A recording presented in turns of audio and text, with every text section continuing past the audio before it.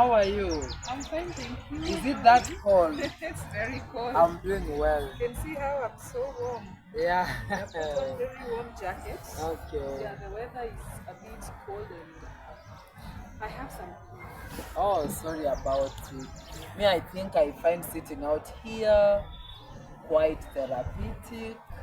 And you can hear the birds are chirping. I think it's a good thing. Oh, absolutely. You Yeah. have a very nice environment. I love that it's surrounded by nature. It's a nice place for chilling. And yeah, it really helps a lot to regulate your mental health, if I may say so, The emotions. and emotions. Yeah. You feel so grounded and centered. I can see you've also even removed your shoes. Yeah, I just want to be easy, even to discharge Yeah, some sure. ions from the Yeah, body. but that's very true. Do you know stepping on the ground bare feet, it helps you to ground yourself? It's Oh, a practice that you should be doing often, all especially now right. that you have this virgin environment. Okay. It's not polluted, it's not toxic. These are something that you should be doing So I every day. should be running around here Yeah, barefooted. barefoot. Yes, very Okay. therapeutic. Nice. Yeah. Okay.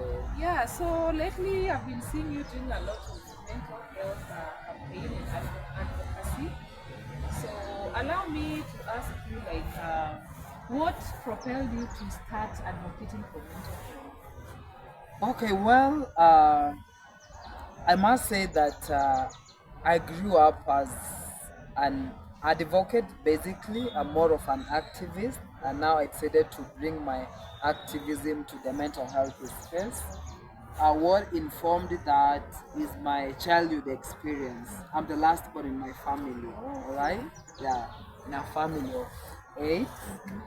And being the last born, nobody ever takes you serious to start with. Really? Yeah. You're always the committee. Yes, no one will ever see anything serious from you. Even if you make a comment, I don't know if there's anyone who has this experience, but even if you make a comment, there's maybe a family meeting, there's a situation, you're trying to give your opinion, and everyone will be like, this is a child. You ni mtoto. Nothing Yeah, serious about it. Oh my exactly. God, that's can be devastating. Yeah, then there's also the aspect of going to school, the aspect of bullying was there, and then I may not have been bullied that much, but I could see my classmates getting bullied, and I always quickly came out to defend them. Maybe I was lucky because I was always at the top in my class, all right? So that kind of gave me an advantage to influence the bullies and like stop it. Then apart from that, now you come to the place of work, you realize there's so many changes, there's a lot of pressure, people are stressed, people are going through a lot, and I felt it is a niche that has not been explored. So that is the push I have to just create awareness so that once you know what mental health is, at least you can work on yourself. Yes. Wow, that is so profound, and especially in the current world where we are living, I think mental health has become a pressing issue because it is everywhere. Like you can see, even in the TV, you can see young people committing suicide. Yeah, sure. Or a boyfriend has shot a girlfriend Oh, and they it's are in high school. terrible. Even in primary school, it is happening. So that Sad. one tells us that mental health is really a subject, a conversation that we should keep rolling and Yes. talking about and creating all that Yes. awareness. Yeah, we can never go wrong We with can never mental go health. wrong with Yeah. mental health. Yeah. And of So, course, sorry, but when we talk about mental health, we are all candidates of mental health. Kitambo, I used to think that when you talk about mental health, it is about being crazy, stripping naked and running in the street. and checking at Madari Hospital. Yes, you find yourself at Madari, Yeah. then now people will say you are mental. No, no, no, no. You can just be even in your house, you are comfortably seated there, Yeah. but you have a mental problem. Could you ask yourself, why are some people always high tempered, always bitter, Bitter. always rude, always angry, Yeah. always isolated. Yeah. Yeah, very toxic. They never see anything positive. Those are some of the signs and symptoms of mental health illnesses. So it is a deeper conversation that people need to really explore and get to understand. Yes. So let's talk about mental health at workplace. Both of us are teachers. Yes. And I know we've experienced this in one or another. So can we maybe delve into that topic for a while? Mental health in our workplace, your experience. My experience has been, I'm a teacher, and I'm a teacher dealing with teenagers. This is an age group that is discovering. At the same time, it's a group that wants to explore things. It's about testing. So when it comes to delivery, a lot is expected from me as a teacher, from my employer, who is the Teacher Service Commission. They have set their standards very high, you need to meet them. The parents are expectant, all right? The supervisor is expectant. The children are expecting a lot. In fact, being a teacher in this current century, or even dealing with this generation, is so draining. Unlike our time, when you knew a teacher is just but a guide, we used to do a lot. These days, kids expect a lot from the teacher. In fact, their work is to sit and watch. Yes. So in the process, you find that it brings a lot of pressure with the expectations, with the students doing bare minimum. A lot of pressure is pushed to the teacher, and that drains the teacher physically. It drains the teacher emotionally. It drains the teacher psychologically, and then you find that most teachers are not happy. Yes, they're not happy because of what is expected of them and how they are not able to deliver that. Yeah, because for you to deliver those results, all the stakeholders must be brought on board. Yes. Wow. So, growing up, do you have any particular experience maybe that stood out for you that maybe affected your mental health that maybe you're comfortable talking about? So many experiences. Uh, I don't know which one to choose and talk about, but I could pick maybe the most recent because I know so many people could resonate with it. 2 years ago, I lost my dad, a very dear man to me. Yes, being the last born in a family of older men and women, you can imagine he was the only hope maybe I was seeing. He was so protective, he was so caring, and then 2 years ago I lost him. I didn't know I was that attached to him until the time I ran into depression. Yes. In fact, at one point I was suicidal. Yes. I didn't want anybody in my space. I just wanted to be alone. I remember some of my friends could call me. I literally ignore my calls. Some could request to come to my house. I tell them I'm busy, but in real sense, I wasn't doing anything. I wasn't busy. I just felt I needed to be in my own world. So that was a very devastating experience for me, and it took sacrifice and effort of one of my cousins who tried to reach out to me, and by good luck or by bad luck, as I was speaking to them on phone, I broke down and started weeping profusely. So they were forced to come to my house and find out what was happening. That is when they realized I was losing it. Then they really had to work with me, encourage me, take me through psychotherapy to just make me accept and come out. But it took me more than 1 year to accept that it happened, and that at one point we are all going to leave this space. So after that experience, I realized that people are going through a lot, but some may not know, some may know, but they don't know how to really come out. Yes. So, That was so so in devastating. connection to that, I'd really wish that most of the time when our friends or even family members lose their dear loved ones, we do so well before burial. So well, Yeah. fundraising, reaching out, but Visiting. immediate, yes, visiting. But after the burial, After the burial, everyone goes goes away, back to their life and you're back left to alone. their life. You are left alone. One thing I'll encourage people out here: grieving starts after burial. That is a personal testimony I'm giving.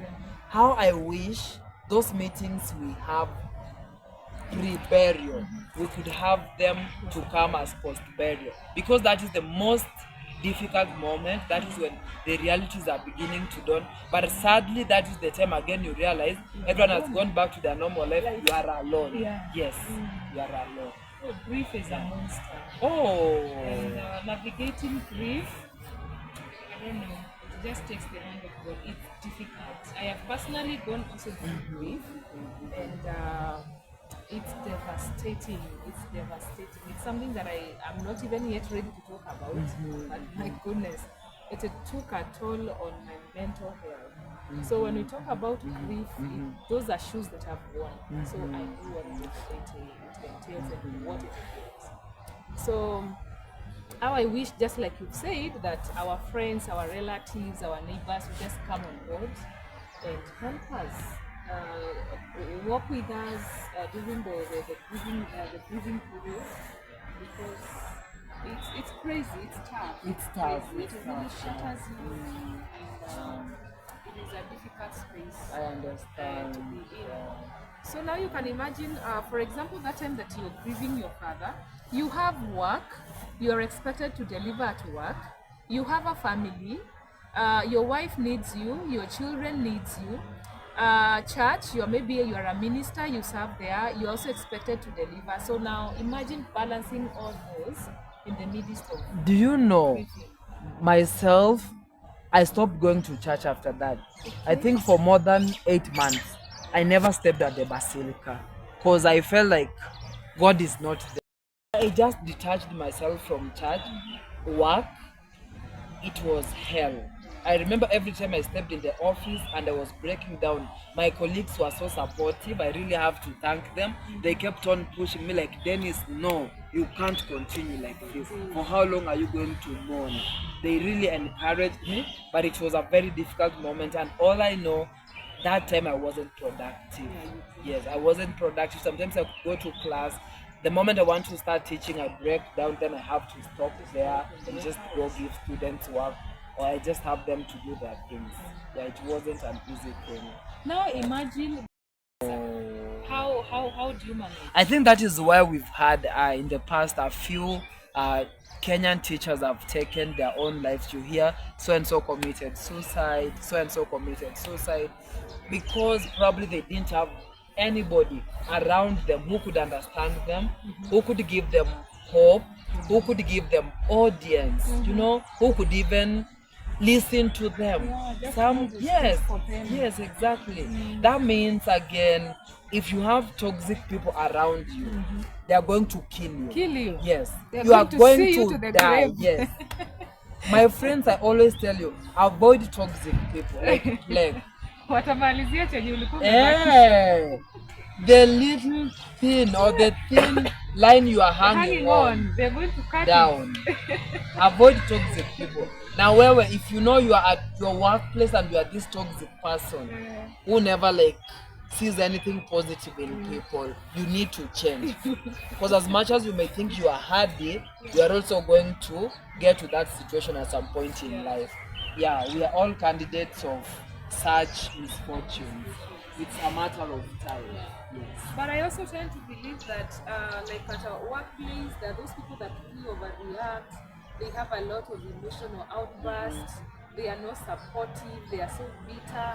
I think they're also dealing with something inside of them. Of course. That is where they project. Yes. That's why they're behaving like the way they're Yes. behaving.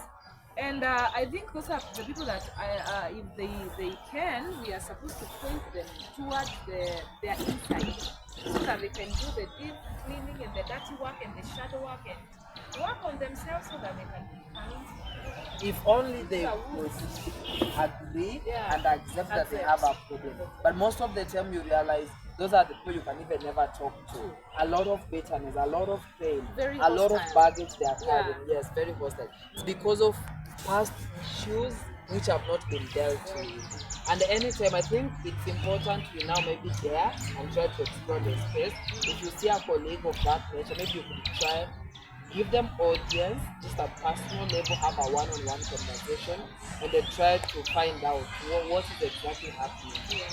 Some might open up and tell you this is what they are going through, and in a way, they will get assistance. But if not, anytime someone projects anytime someone shouts at you, it is not about you, it's about It's about them. them. Yeah, sometimes I just laugh and maybe sometimes I just keep quiet. You Yeah. shout, finish, and Mm. it's not about me, it's about you. Yes. So personally, I have experienced that a lot, Mhm. and given that I'm so self-aware about the healing and the moods that people are carrying, I'll be able to point it out. And if the person is not willing to change, then I come up with my own mechanism of protecting myself. It is Because I should important. always come first. Oh, it is important. Yeah. I call them self-care tips. Yeah. Yes. Tip number one, avoid toxic people at all costs. That's one point. Yeah, remember if you have a toxic friend, in a way, you will try to develop a behavior to accommodate their toxic behavior, which in the long run will turn you to become toxic as a way of accommodating them. Yeah. Yes. So let's say, for example, your working environment has got those toxic people, especially your seniors. Yes. So how do you cope with that? What you can do, have boundaries, be professional. Yeah. Do what is expected of you as a teacher. You're supposed to have your lesson plan, you're supposed to have your lesson note, you're supposed to adhere to the rules and regulations of the institution. Just adhere to that. Don't do anything like personal. Remain professional. If you are having your hassles here and there, just know it is on the professional space. After that, you cut the links. Yeah. Carry nothing home. Oh. When you go home, go as Doris, go as a mother, go as Roger's wife. Yeah. Yes, yes, just draw those boundaries so that anytime you realize someone is beginning to be personal, tell them no, it is about work, it is about personal. Yeah. But just try to draw the lines, create boundaries. Yes.